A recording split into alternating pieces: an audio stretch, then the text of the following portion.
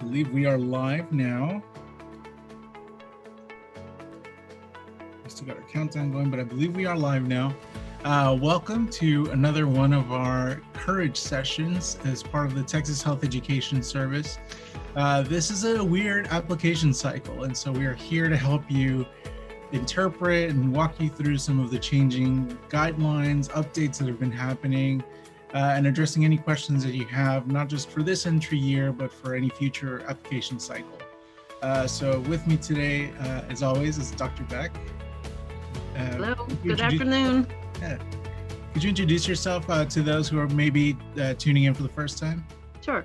I'm Deborah Beck. I'm the advising coordinator. And I'm the former director of health profession advising at the University of North Texas. And we're so excited to have Dr. Beck on our team. She brings such a wealth of knowledge for advising, and part of the goals here with the Texas Health Education Service is that we are able to provide sufficient support for all of our advisors so that they can better support their students as well. And I'm Enrique Hasso. I'm the Associate Director of the Texas Health Education Service and also the host of the podcast. So I noticed that we're having some trouble playing the video. Hopefully that doesn't cause too many issues. I believe we will keep moving forward with that. So yeah, we have a few things that we'd like to discuss today, particularly about the changes that have been going on at TMDSAS. As you all know, we do have constant contact with all of the member institutions that are a part of TMDSAS. It is such a well-established group that at this point, when we face issues like COVID-19, we're able to tackle that together as an organization and as several different independent institutions. And that's something that really makes TMDSAS unique. Let's see. If anybody's seeing that you have issues with the video on your end, please let me know. I'm seeing that we do have issues on our end, but we'll continue pushing forward nonetheless. And so part of the updates that have been going on as part of TMDSAS have been shared via the COVID-19 newsroom on the Texas Health Education Service website. And so we're going to go ahead and walk through a few of those new rules that have been established for entry year 2021. And for anybody who may not be applying this application cycle, but perhaps maybe applying in a future application cycle, all of these regulations, they do have specific dates that we'll go over. And we want to make sure that you are able to interpret these for your own journey. So if you have any questions about what that looks like for maybe not just an applicant for this application cycle, but for a future one, please do let us know, and we're happy to address your questions here in the chat. We have a few people here joining us. Thank you. Hello, hello. Glad to see you. All right, let's share this Google page.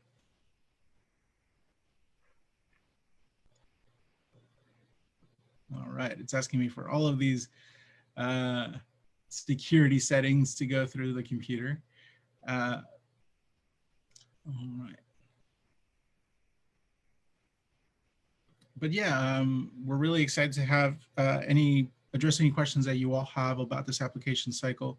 Right now, we do want to go over the application timeline on our end. And the updates that are going on for COVID-19. All right. Deb, are you able to see my screen there? Yes. Great. So here we have the Texas Health Education Service main website. And on the top, we have the direct link to the COVID-19 impacts newsroom.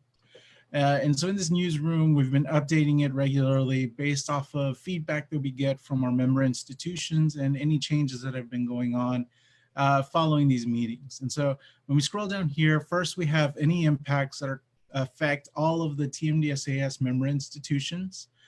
So first off, as many of you all know, the application deadline has been pushed back until October 30th, 2020. And then for entry year 2021, TMDSAS will not begin transmitting applications to the schools until June 1st. And this is something that's new for TMDSAS, since we usually start transmitting as soon as your applications are processed. And so please use the time that is allotted here for you in May to make sure that you have your test dates scheduled. I know the MCAT registration just went live, I believe last week, and there were some issues with it, but hopefully everybody's been able to get one test date that they've been able to register for. I know that was a little difficult, so please continue pushing for that. I believe DAT is also getting some additional support for applicants there, and the GRE, as you all know, has been moved, I believe, to an online format, and so there should be minimal impacts for all of our veterinary applicants who require the GRE. The Texas A&M College of Veterinary Medicine has a deadline that they have set of September 15th.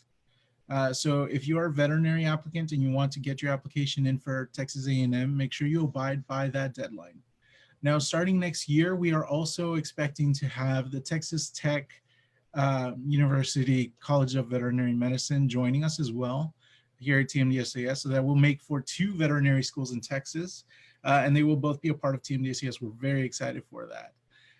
The Texas Tech College of Veterinary Medicine has not yet indicated whether they will abide by the September 15th deadline, but you do want to make sure to have your application in by the TMDSAS deadline in order to have your application ready for by the time that the Texas Tech Veterinary School joins TMDSAS.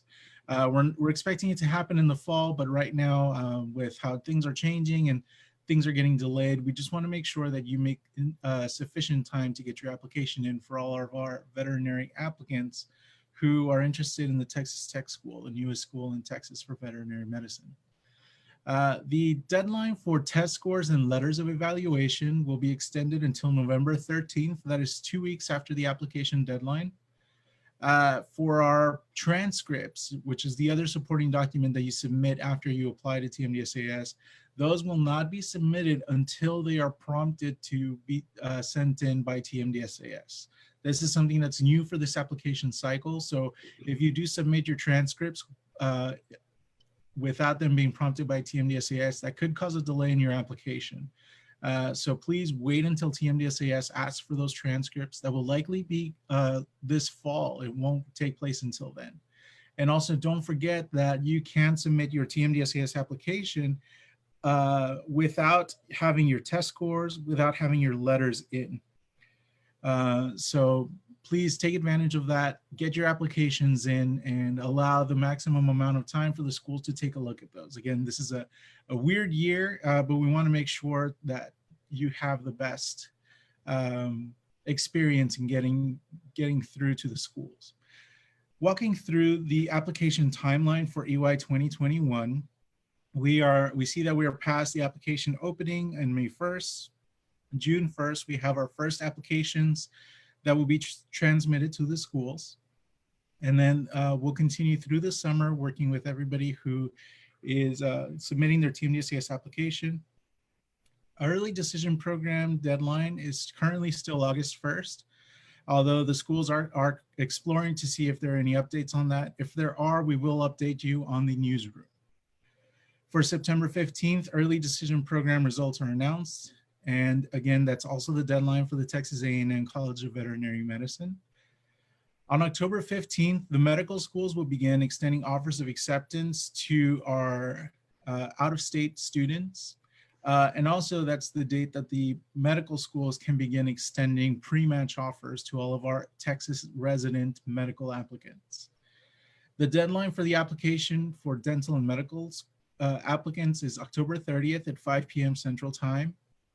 At 5:01 promptly, the application will shut down and you are not able to submit afterwards. So use this time, maximize the amount of time that you have available right now to submit your application. On November 13th, again, your test scores and letters of evaluation have to be submitted to TMDSAS. December 1st, this is a national date when all of the dental schools can begin extending offers of admission. Our veterinary school interviews will happen in early January. And then pre-match offer period will end at the end of January. So January 31st is the final day that you can receive a pre-match offer. Now, I will advise that pre-match offers aren't very common. So if you do not receive a pre-match offer, don't fret. You're still eligible to be a part of the TXHES match with all of the medical schools for those of you that are Texas residents. And even after that, there is a rolling admissions period where there's a lot of movement between schools. Even right now for our entry year 2020 applicants, there are still some things that may be changing around in terms of admissions. So don't fret if you don't get admitted right away. The interviews we expect will continue on for medical and dental schools through February 19th. That is going to be the match preference submission deadline. This is about a month later from what it usually is. And then our match results will be released on March 5th, which again is a little over a month later than it typically is. And these are in response to COVID-19 and all of the impacts. So this allows the school some additional time to extend interviews to you, to review your application. So if you feel that there are different things that are stalling you from submitting your application, for example, not having an MCAT test date or not having your letters submitted quite yet, don't fret. This is why we've allotted this additional time. The schools are very cognizant of all of the impacts that you all are facing as applicants. In mid-March is when all of our veterinary schools typically extend offers of admission. And then April 30th is the deadline at which applicants can only hold one offer of admission. So if you have multiple offers, you have to whittle it down to the one offer on April 30th. And as of May 15th, that is the last date that the schools can actually extend offers of admission to anybody who is currently holding an offer at a different school. So if you have an offer to a school on May 15th, you will not hear from any other schools extending offers who are part of TMDSAS. So hopefully this puts a few of your concerns to rest. Again, this is a really weird year. Hey, we have a special guest joining us. It's Matthew Meeks, our executive director. Yeah. So, how's it going? Good. It's good to be here. Great. We're glad to have you just in time because we have quite a few questions that have come up. Oh no, it's going to be stump the director afternoon. Here we go. So here we go. We have our first question from Irfan. Hello, how are y'all doing? We're doing great. Thank you. Due to the delays with the MCAT, I was wondering how the schools will handle the MCAT. For example, will the medical schools extend the secondaries and interviews and use the MCAT as something like the deciding factor of whether or not to be admitted? What does delaying the transmission of application mean? Does this mean the med schools will not send our secondaries until they're transmitted? No, actually, some of the, let's actually take a look at this together. We'll go ahead and open the website on our secondary applications because that will really show you how some of the schools are handling secondary applications. And most importantly, let me go ahead and share that. Most importantly, you see that some of the schools will actually extend an invite for you to interview there, while others will actually ask that you go ahead and start your application, your secondary application. So let's walk through those here on the TMDSAS website. This is an excellent question, something that we get often both at TMDSAS and at in our online communities that we answer as part of Texas Health Education Service. So here on the home page, we have medical, dental, and veterinary applicants can go through here, or if you prefer to go through plan, dental, we'll start with dental, and then it's next steps after submission. This takes you to a part of the website that you'll start looking at after you submit your application. So your question specifically has to do with secondary applications, so we'll click here.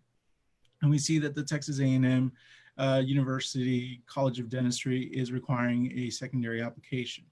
Now back here for our medical applicants, next steps.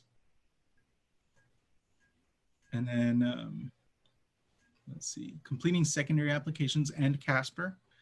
Here we have a list of all of the TMDSAS medical schools that require secondary applications, and it also shares how those applications are being submitted. So for example, Dell Medical School has an email that they send out to applicants after the review of their application. So that school may wait until the transmission of all of the applications before they start extending secondaries.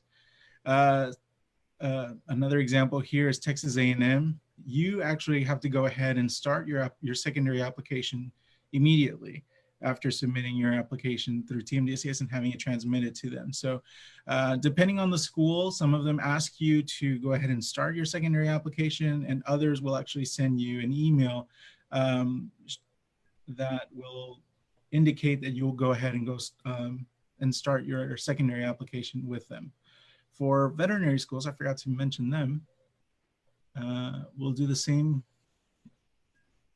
direction here, plan, veterinary, and then it's next steps after application, submission, secondary applications, and here we have information for the Texas A&M College of Veterinary Medicine. So all of this is on the TMDSAS website. Check out the links, visit the websites for the schools.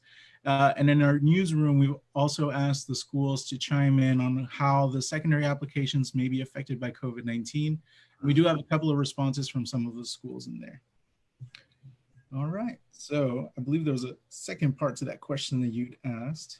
Let me open that up. What does delaying the transmission of application mean? Does this mean the med schools will not send our secondaries until they're transmitted? So I believe I answered the second part of that question, but I think I'd like to punt that first part of the question. What does it mean to delay transmission to Matthew since he's here?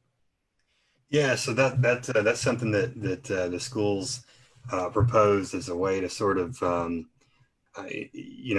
know that many of our applicants won't be able to get into the MCAT in May, and so that was a way to just kind of sort of level the playing field a little bit and allow our applicants some time to get into a test date. And our understanding is that the late May dates are still that the MCAT dates are moving forward, and so this is good news, and so hopefully it won't impact the cycle too much. So yeah, this is a great opportunity to talk about some of those changes for the MCAT. From what we understand, the MCAT is now going to be shorter for you as the test taker. So what that means is that it may not necessarily mean that you have less time to answer the same amount of questions, but perhaps that you'll have fewer rounds of the same type of topics. And so I know that there have been a lot of discussions about, where can I get MCAT test prep that prepares me for the 5 and something hour test versus the 8.5 hour test. Don't fret too much on that. Ultimately, the content's the same. So educate yourselves. If you have a current vendor that you're using, you may want to bring that up with them to see how you might be able to focus more on the shorter version of the test. But I don't think overall it's going to be something that's going to be of a major concern. The last thing that the MCAT folks want to do is to pull a fast one on students who've already had their tests canceled several times. Yeah. We're ultimately all in this together, and we want to make sure that there's an equity of experience. And so it's in the best interest of the MCAT folks to make sure that the MCAT experience is equitable to those who were able to take the test prior to COVID-19 the cancellations that happened. So yeah, hopefully that helps ease some of those concerns that we have. We have another question. If some professors have delayed posting grades, what do you suggest? This is a great question. Delaying posting grades, I actually have not heard of that. Matthew, have you heard that on your end? Yeah, I haven't heard it specifically. I know that it has come up in the past, and I think there's actually some advice on that in the handbook. If there are delays, to communicate with your applicant liaison, send us a message through the application system, and let us know what's going on, and we'll try to advise you specifically on your situation. Thank you. All right, we have another question here. My biggest fear is that if I apply and submit my application, letters, and transcripts, don't submit your transcripts until TMDSAS asks for them. But yes, then take my MCAT and don't make the MCAT score cut. What happens then? So there's a lot to unwrap there. First off, you submit everything and you have a pending MCAT score. Perhaps you maybe were planning on retaking the MCAT. You have a score that isn't to your standards, and you submit your application. The schools do see all of the test scores that you have. So if you have an older DAT within a couple of years, and you're not really wanting to share that, that will be visible to the schools. Same thing with the MCAT, I believe the GRE as well. And so in the TMDSAS application, you actually list any planned test dates as well. So that shows the schools that you are not content with that score and that you're working on improving it. So don't fret about submitting early and not having a test score yet. The schools see that there's a test score coming and they'll know when to expect it. So when it comes in, it comes as part of an update from TMDSAS. Our Courage session with TMDSAS, Alana, and Nicole a couple of weeks ago actually walked us through how some of these updates work for TMDSAS in the schools.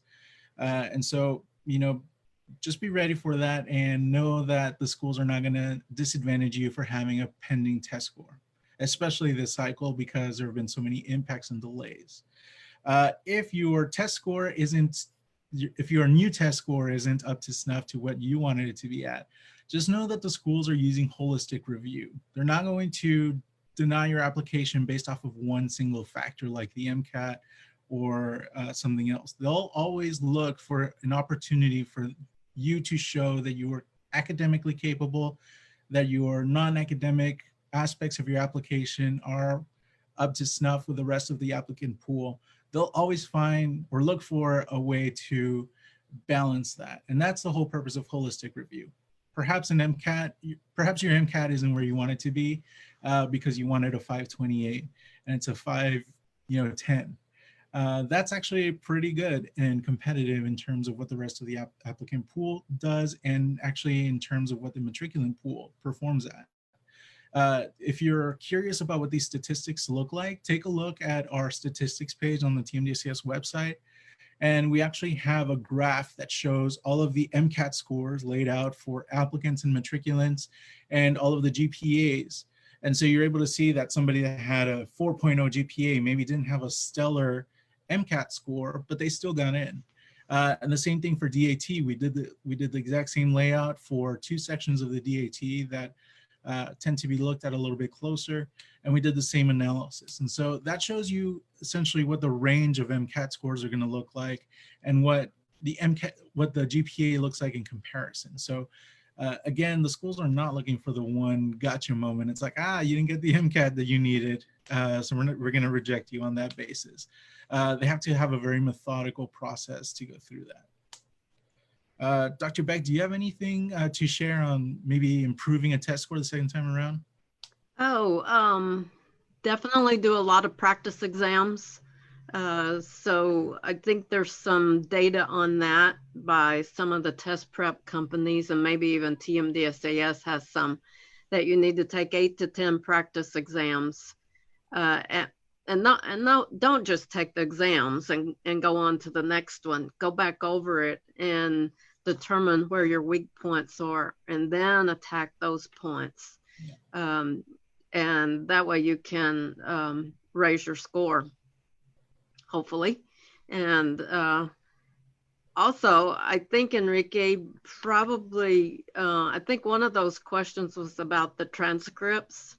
And there may be some reapplicants that are wondering why you're doing that this year. And maybe you could enlighten us on that. Yeah, I'm actually going to shoot it over to Matthew. Okay.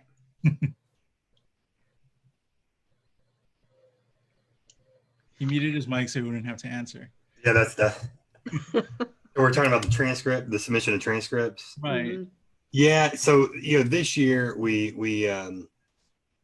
was different. We've never required transcripts at the time of submission of the application, but this year we'll be requesting transcripts of applicants later into the fall and spring. And so that's new for this year. And I know that comes as a bit of a surprise to our applicants, but that is, the applicants will receive either an email or a message through the portal requesting transcripts, and at that time they'll begin submitting those, and we'll give plenty of time for applicants to be able to request those transcripts from their institutions, and then at that point we'll complete sort of the validation process, and also the institutions will require transcripts as well, and so you'll be sending them to TMDSAS, but then also to the institutions you've applied to. Great. Thanks. I'm glad you joined us. We can throw the hard questions at you. So we had a follow-up question about the statistics. So I want to walk you all through how to get to those statistics here. And so here we have, again, the TMDSAS homepage. And so if you go to plan, we actually have a few additional things for you to take a look at. For starting out, if you are somebody who's a prospective applicant who may not be sure where to even start with a TMDSAS application, you're hearing things like MCAT and residency, and you have no clue what any of that is, click on that link and we'll get you on the right track. We have some resources that we publish as part of the Texas Health Education Service. You all are very familiar with them because you're on one right now, the current sessions. We also have podcasts, we have videos and other support mechanisms to help you make sense of all of these changes and overall put forward the best application that you can. For our current applicants, we have some additional resources here. We have a quick link to the application handbook. We have a quick link to the deadlines page and important dates, the course listings, some applicant responsibilities that show what it is that you need to be doing throughout the process. We have a page on residency on helping you determine or figure out how the determinations for residency are as part of the TMDSAS application. And we have here statistics. And so as part of the statistics, we split these up between medical, dental, and veterinary applicants. For medical applicants, we click here and we see the Gpa and Mcat Matrix. And this is what I was talking about. Oh, this is actually incorrect. We'll fix that in a bit. But for our dental applicants, it's the same one, the MCAT, the DAT, and this is another one that's linked incorrectly. All right, I see what you're meaning. Just for the, just to show you all what it looks like, we're going to go ahead and show you via the Texas Health Education Service page, and I'll make sure that those links are corrected in a bit. But here we have, it's the exact same issue. All right, I've got some work to do after this, but essentially what we're looking at is we're going to be looking at a page that looks like this, and it's going to have all of the MCAT scores on one side and the GPAs along the top, and it'll show you what those look like in comparison. I believe we might have these mixed up.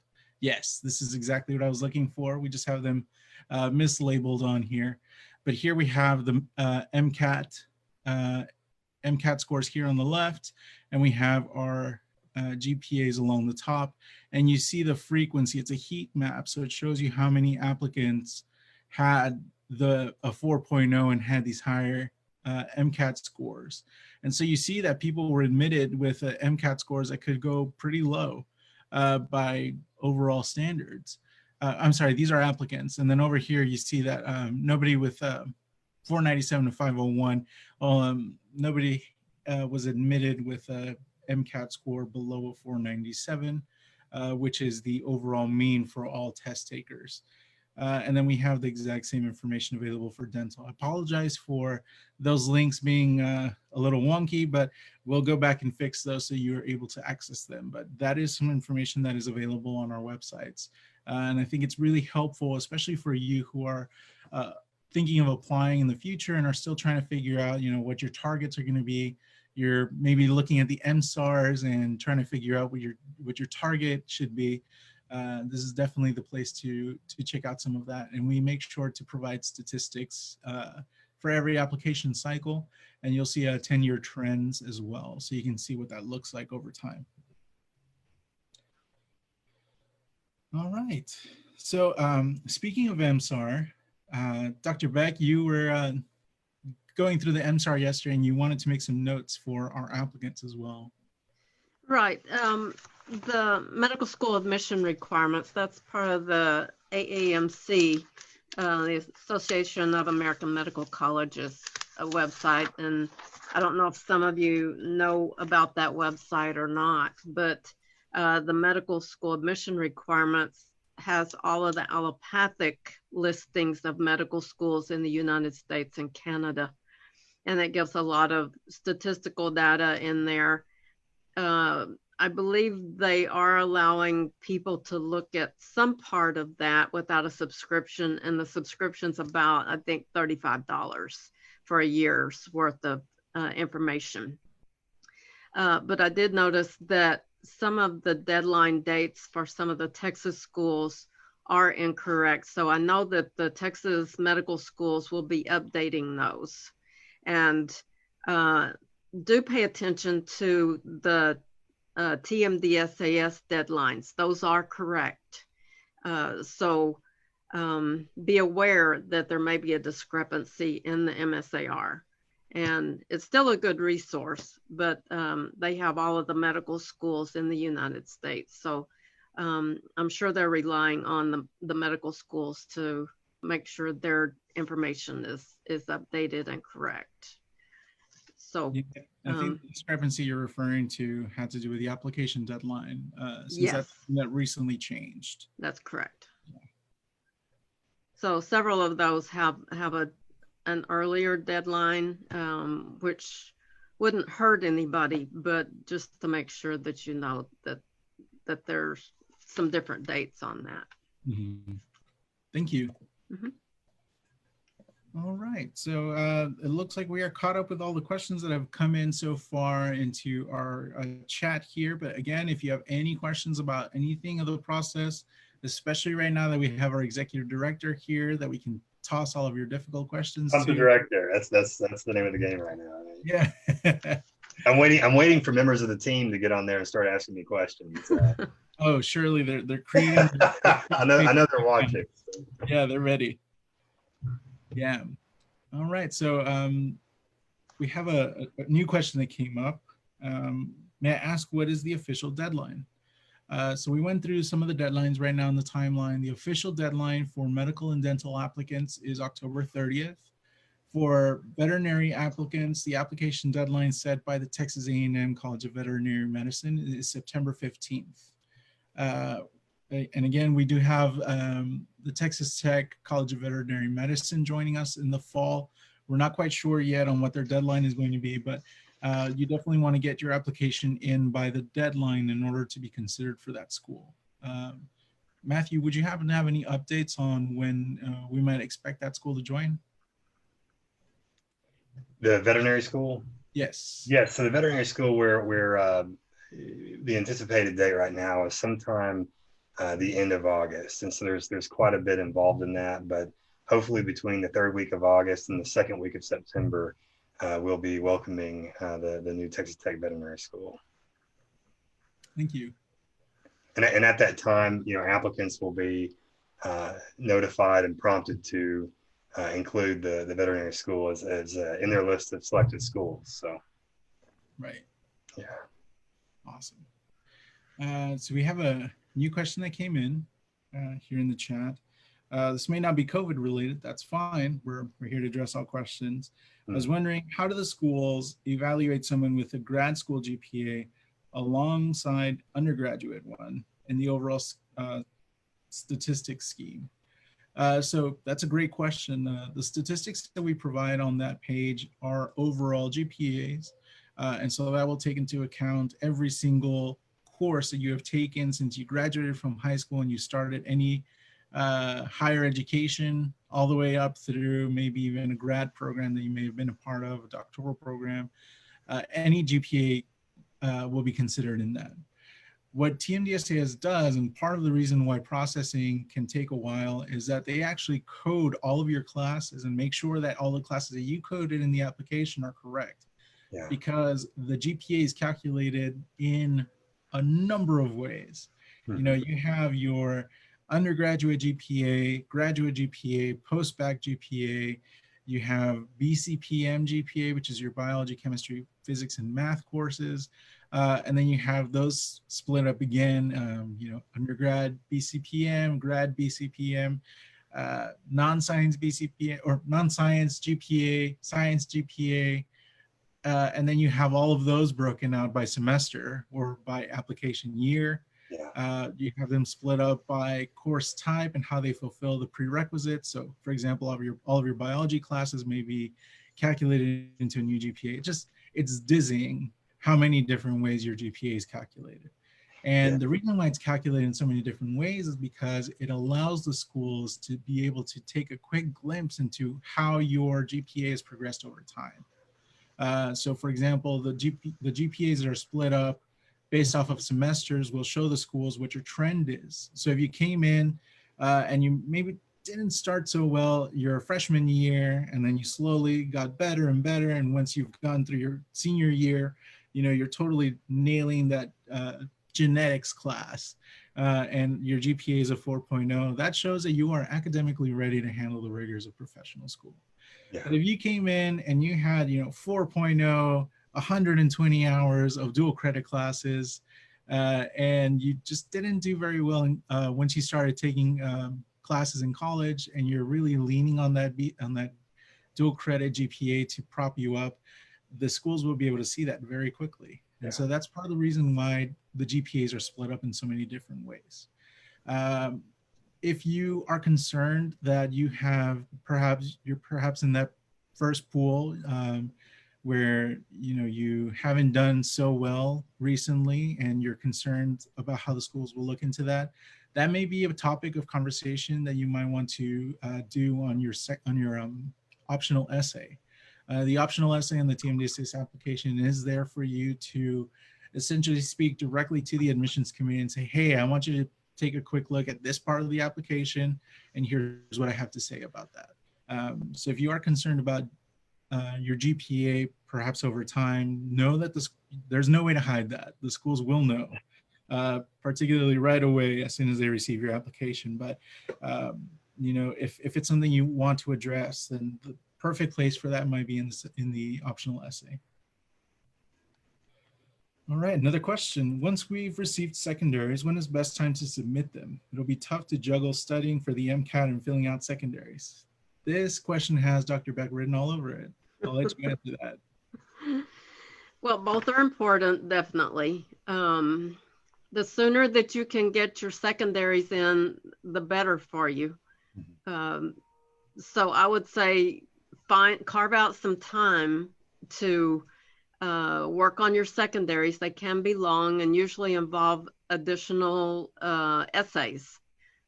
Or being proactive, you know, you could start some essays now and maybe adapt them to the questions that are on the secondaries. So you know, it's hard to study for 8 or 10 hours a day anyway, I think, and keep your brain alive. So just a diversion may be working on your secondaries. And those are generally a little bit different. There can be some repetition between the primary application and the secondary. But again, it's an opportunity for you to reveal additional information about your character and your personality. Thank you. And, you know, talk about reconnecting with your overall mission, talking about it in the secondary applications while you are, you know, hitting the grindstone with MCAT prep or test prep. Mm-hmm. That's a powerful way to get you realigned to your goal. That's a good point. Yeah. All right. What is the difference between Taiwanese versus Taiwanese/Chinese? If others cannot be traced back to country of origin because it is unknown, is that going to be a disadvantage? That's a great question. This is part of the application where we're asking for biographical information. The way that those questions are phrased are based off of how the Texas THECB. Texas Higher Education Coordinating Board regulates those, and those are often based off of federal guidelines. And so we have no control over how that is collected. I would suggest that you make the best judgment call on your end and just know that it's not going to adversely impact you. No, I mean, the schools obviously are taking ethnicity and race into consideration, but it's not going to be the end all be all.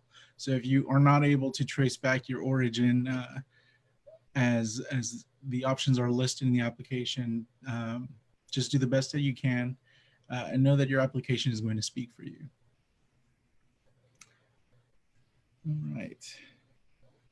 What is the earliest shadowing and clinical experience and I can put down in my application? I did some in senior year of high school, and I was planning to do more right now, but because of COVID, I'm unable to do so. Dr. Beck?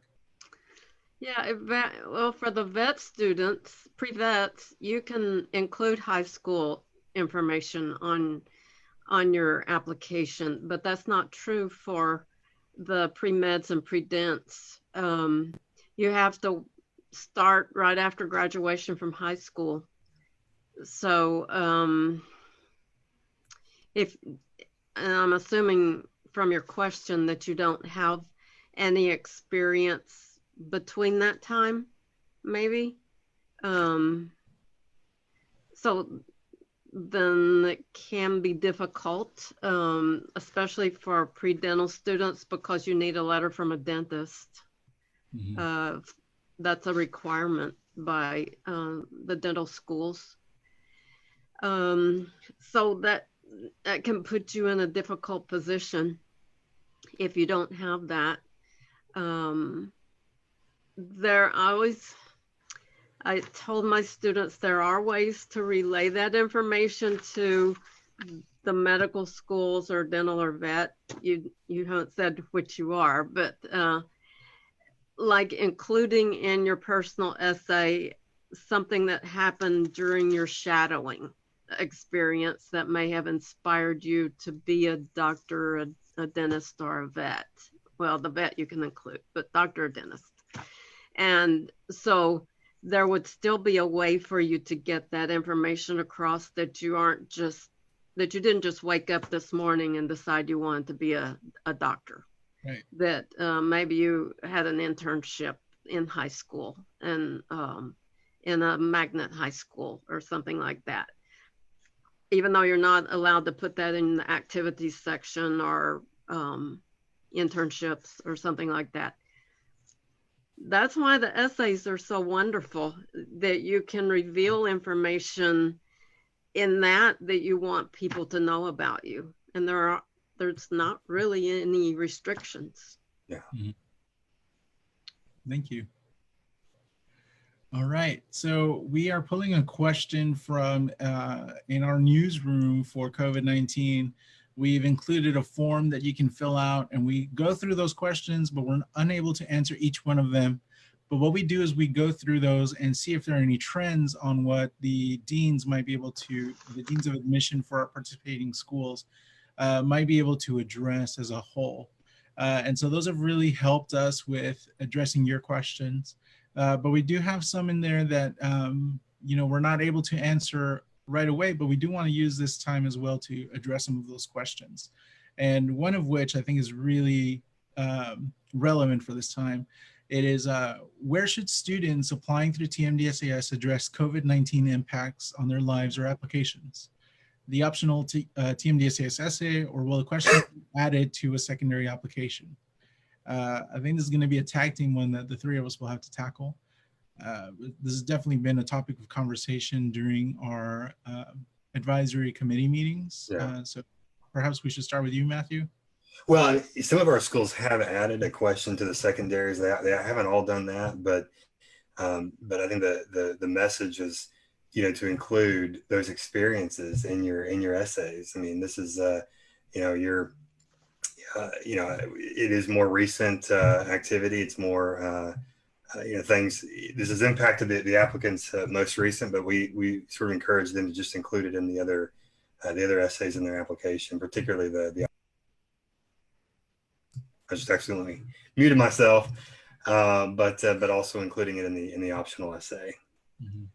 But our understanding is that several of the schools have added a question on the secondary related to the COVID-19 impact. Yeah. But not all of the schools have a secondary application.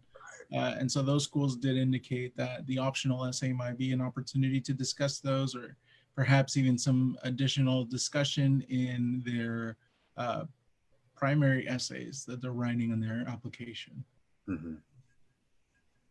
And another thing that was brought up is, unfortunately, COVID-19 has impacted us all. And so if you are sharing what impacts you've experienced as part of COVID-19, you should definitely exercise, and I'm going to punt this one over to Deb, to show, don't tell in your application what they mean in terms of impacts. Deb, could you walk us through kind of that concept that in terms of discussing experiences? And I think COVID-19 is a great learning experience for a lot of applicants in terms of there are things that impact us, but overall you want to discuss what you've taken away from that. Right, and in this, I think, okay, number one, remember that everybody's going through it at the same time and may have experienced some of the same things that you have, the delayed MCAT, the delayed DAT, so different things like that. I don't think I would write about that because almost everybody's seeing that.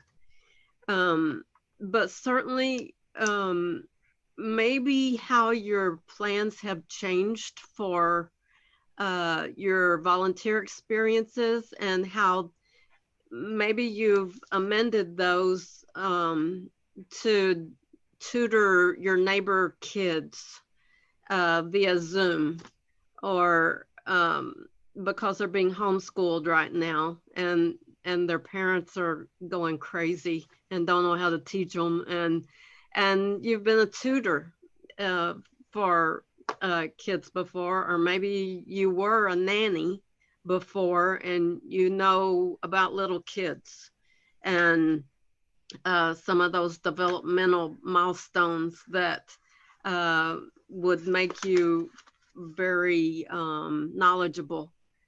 And so pull out some different things. Maybe you were giving someone music lessons or playing music for people in the nursing home. Maybe you were out on the lawn singing hymns or singing popular music or something to your neighbors. But there are different ways to serve humanity, and you shouldn't let a little virus keep you from doing that. So, right. Good. Yeah. And I think along the lines of tutoring, I mean, we all typically live within range of a high school. Yeah. I don't know if everybody's kept up, but we are concerned about MCATs and DATs being postponed. AP tests were not postponed. Yep. And these students have missed out on more than half semester. So reach out to maybe your local high school biology professor or anatomy professor, statistics professor. You all are taking college level courses and might be able to be of assistance. And a lot of these students may actually be, just a few years behind where you are in terms of going to professional school. So I think the bigger picture here is we're all being impacted in one way or another. It's how you are reacting and what picture that paints in terms of you as a future community leader and a future healthcare professional. That's good. All right. Follow-up question back to our chat. We have, what is the deadline for medical schools outside of Texas, if we all know? Ooh, that's a juicy one. What is the deadline for medical schools outside of Texas? Correct. Oh, look on the MSAR. Yeah. It's just, you can Google it, AAMC and MSAR, the medical school admission requirements. That's for allopathic. And for osteopathic, they have a whole chart on the aacom.org website. But they're listed. You can find them. Yeah. And the same thing for dental applicants. The TMDSAS has similar resources, as does the MCAS for veterinary applicants outside of Texas. All right. Lots of thank yous. Thank you all. I'm glad this is helpful to you. What if you don't have any clinical rotation experience, but have been working in a hospital with patients for some time? Will that work? So I think this is a very common question that we get. In the TMDSAS application, particularly, you're asked to label your experiences within a certain activity. And so the guidance from TMDSAS is that you enter activities only in one section. This is especially true for veterinary applicants. For medical and dental applicants, if your experience is both an employment and a healthcare experience, you're able to enter it in both sections. But for the most part, strictly for the rest of them, everything should be in only one section. If you have any experience that is direct observation of a physician with a patient, that would be considered healthcare experience. If you are in a hospital setting and you are, helping with different tasks that they assign you, that may be a volunteer experience, and you would enter it in the volunteer experience section, but you shouldn't undersell it. But just know that healthcare experience is defined as a direct observation experience. And so in terms of a clinical rotation, that would be a direct observation. So that would be a healthcare experience. Working in a hospital with patients for some time could cover so many different things. And some of them may be considered volunteer, perhaps as Deb was saying, you play music at a nursing home. Whereas others might be, you are translating for a healthcare provider, in which case that would be a direct observation, and that would be considered a healthcare experience. So the defining indicator there is going to be that direct observation. Were you in the room while a healthcare provider was providing healthcare to patient? If so, it's a healthcare experience. If not, it may be a volunteer experience, maybe extracurricular. And again, just use your best judgment on that. Don't dwell too much on whether you put it in the right section. The importance is that you're putting it in the application. Too many times, I've seen a lot of brain power wasted on, figuring out just the right section to put your experiences into. Use your best judgment, put it in the application, and move forward. And use that brain power to communicate what it is that you need to communicate in your application. Use the essays portions more effectively. But in terms of defining which specific category your activity may have been on, just use your best judgment. If I did a lot of volunteering in my last 2 years of high school, which was on a college campus, and I earned 76 hours of college credit, can I include that in my application?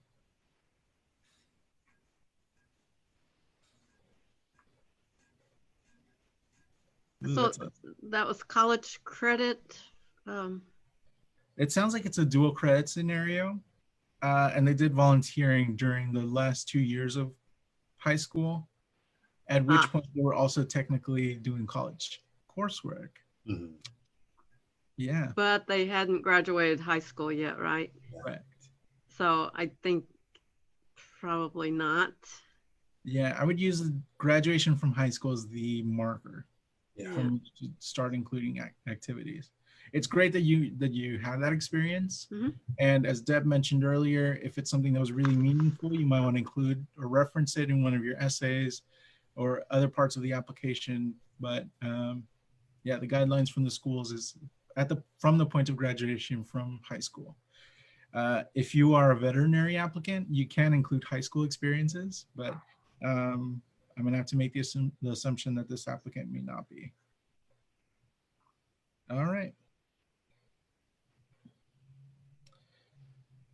More thank yous. Thank you.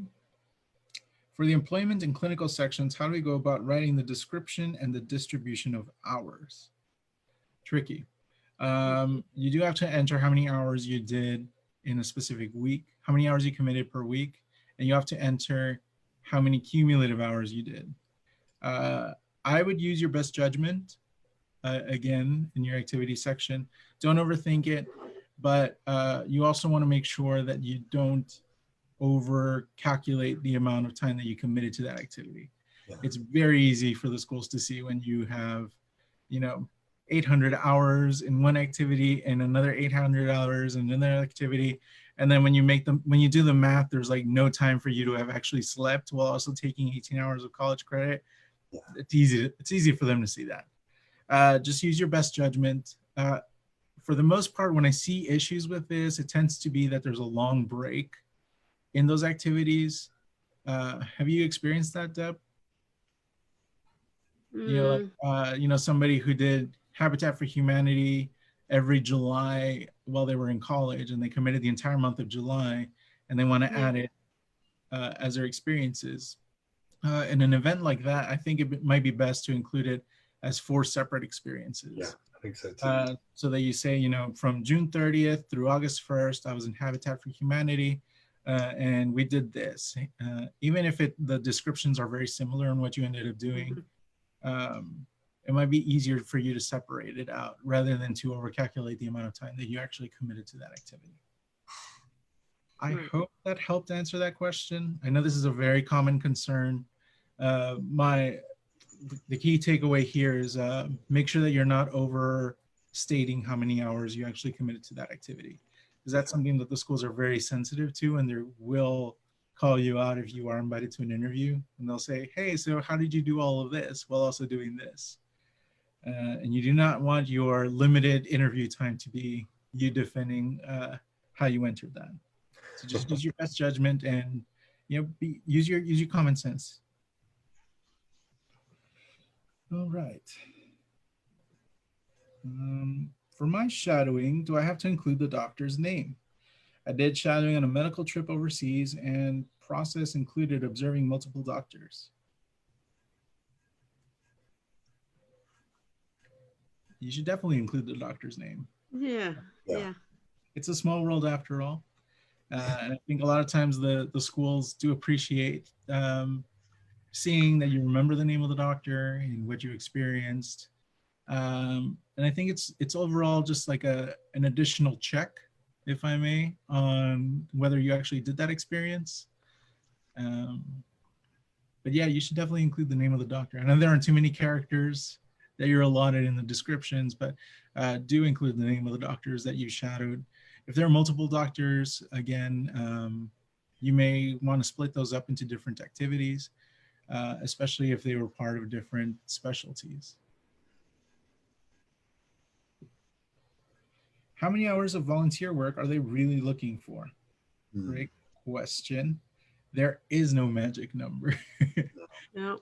Yeah. And the same could be said about how many hours of healthcare experience or how many hours of employment. There isn't a magic number. And when we have looked into numbers like that, they're all over the place.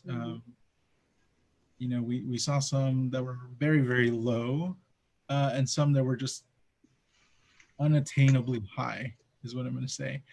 And so there isn't a magic number on getting you in. I think ultimately the schools want to see that you have engaged in that activity and that you have taken away an experience that will reinforce your desire to pursue this career.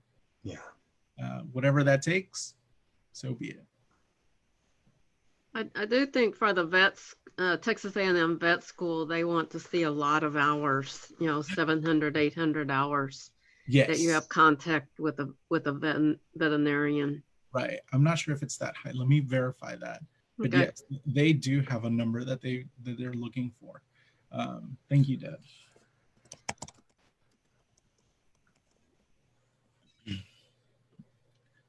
right, so we are caught up with our chat questions. Again, we're here. Oh, it's 2 o'clock, right on the dot, but we're going to take one more question here because this was a really good one.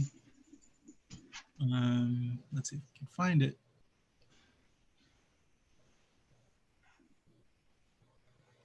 And this is one final topic that we wanted to discuss was the policy on pass-fail courses. Matthew, if you could walk us through pass-fail, and then Deb, if you could offer your insights. Is it advisable to choose pass-fail or satisfactory, unsatisfactory for classes recommended for medical school, meaning the prerequisite courses? And at this point, let's say for the summer semester and beyond. So first, Matthew, would you walk us through that policy? Yeah, sure. And I'll just back up to the spring semester. So for the spring term, as we published in the newsroom that we take the pass-fail or credit, no credit courses.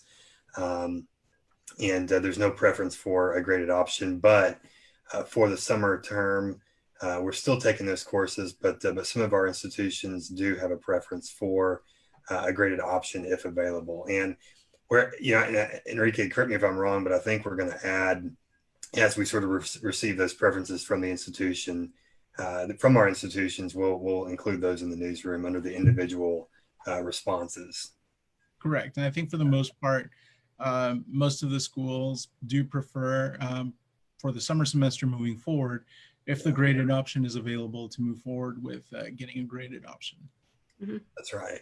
Yeah, I think if you have that option, always take the graded option, if you have it.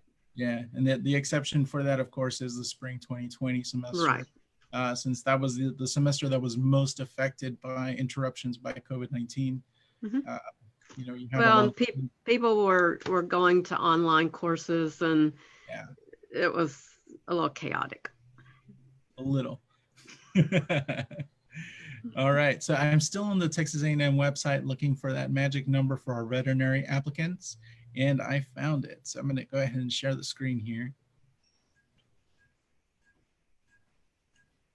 All right.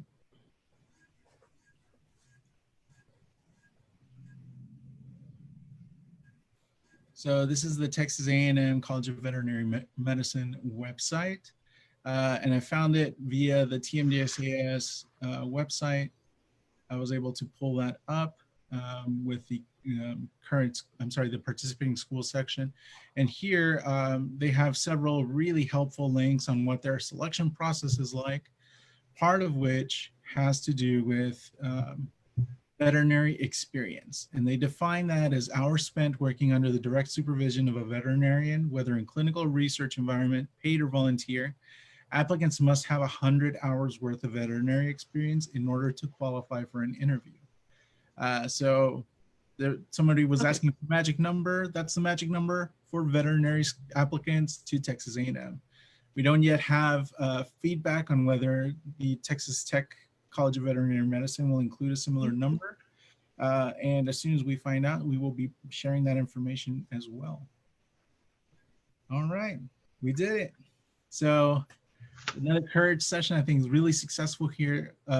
Again, Matthew, thank you so much for stopping by. We know you're busy putting out a ton of fires everywhere, making sure the wheels keep on turning. So we really appreciate the time that you helped us out with this today. Yeah, absolutely. And I just want to mention one thing, Enrique. I know that as applicants are submitting their application, they'll receive an email, post-submission email. And in that email, there's a link for a survey. So I want to encourage our applicants to complete the survey. That's how we improve the application and all of our resources and services that we provide our applicants and in-member institutions. So I just want to encourage you to do that. And then just a word that I wish you all the best, and just want to encourage you all to stay resilient as you navigate this application cycle with all of its complexities. So thank you. Thanks for having me.